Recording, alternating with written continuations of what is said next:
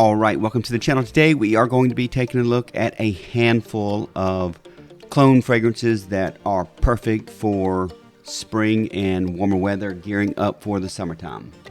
So let's waste no time here. Let's start off with our first fragrance, and that is from Armaf, and that is Odyssey Aqua. And this is very similar to Paco Rabanne Invictus Platinum. So I will say that as far as resemblance goes, this is really close to Invictus Platinum, and the performance on this stuff is amazing. This stuff has massive projection on me, and I get really good longevity out of this, close to 10 hours on this stuff.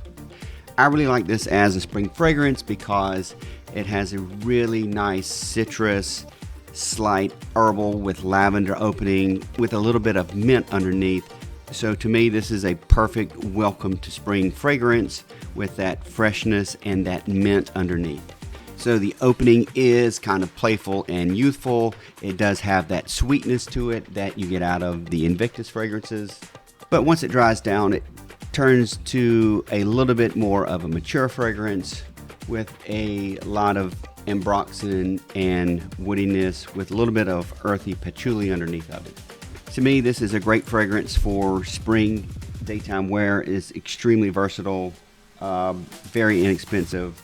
Overall, just a great fragrance. All right, next on our list for amazing spring fragrances is Najdia Intense by Lattafa. And this fragrance resembles Le Beau Paradise Garden. To me, this is one of those fragrances that is close, but it does have some subtle differences, so that may be a good thing or a bad thing. If you're wanting something that is truly as close as you can get to Le Beau Paradise Garden, this may not be something that is best suited for you. But if you like something that's in that ballpark, that style of fragrance, this may be something that you enjoy because it does have some subtle differences, at least to my nose. So some of the notes in this are mint, ginger, fruits, marine notes, lavender, and then tonka bean and musk in the dry down. So one of the main notes that is missing compared to Le Beau is that coconut note. And some people say they do smell it, and some people say they do not. So when I spray this on, I do pick up that coconut note, although it doesn't quite last through the fragrance like I get in Le Beau Paradise Garden. As far as the coconut, in the Lattafa version, I get around maybe 15 minutes out of it, and then it just kind of goes away. So for this one, it opens kind of green, fruity. It has a light tropical vibe to it with that coconut, but it is less of a tropical fragrance to me than the original. So that's why I kind of like this one more for spring and the other one more for summer. So when I spray this on, I get that coconut note along with some fruitiness that's lightly sweet with a small mint scent underneath. Overall, it has a really good opening, but it also has kind of a salty and marine feel to it as well. So overall, it's kind of sweet, watery, marine, got a lot of green underneath it, very fresh. Really a good fragrance, at least to me, for that warm weather, kind of getting into that summer vibe. All right, next up we have Lattafa's Porto Neroli, which is similar to Tom Ford's Neroli Portofino. I do believe that Lattafa did rebrand this, and I think the new name is called Pacific Blue. But from what I understand, it is the exact same juice inside. So this fragrance has a very clean, upscale, soapy, fresh vibe to it. It almost smells like you're in an upscale luxury hotel, and this is the soap or the shower gel that they give you to use. It's just very clean and classy. It's got soft florals in the opening like jasmine, a lot of orange, and that really beautiful orange flower note. And of course, it has that very nice neroli note that basically shines throughout the length of the fragrance. Overall, this is what I would consider a unisex fragrance. To me, it doesn't really lean one way or the other. The biggest downside to this fragrance is, of course, longevity. especially compared to the original. For me, I only get around 4 hours out of this, which is fine for the price. I think I paid around $20 for this, and you should be able to find this for around $20 or $25 now in the new version, which is fine for the price. To me, I don't really get much dry down out of this. It's kind of the same throughout. Very classy, clean, just a gorgeous scent for spring. So for this one, if you keep your expectations that this is a $20 or $25 fragrance, I don't think you'll be disappointed. Nonetheless, this video is about inexpensive fragrances, and this fits the bill. Next up is one of the most hyped fragrances of this year, and that is The Kingdom for Men by Lattafa.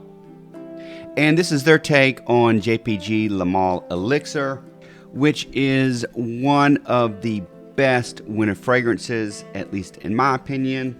So why do I have it on my spring clones list? Well, to me, The Kingdom for Men is very close to the original. I really like their take on this fragrance. To me, the biggest difference is the opening.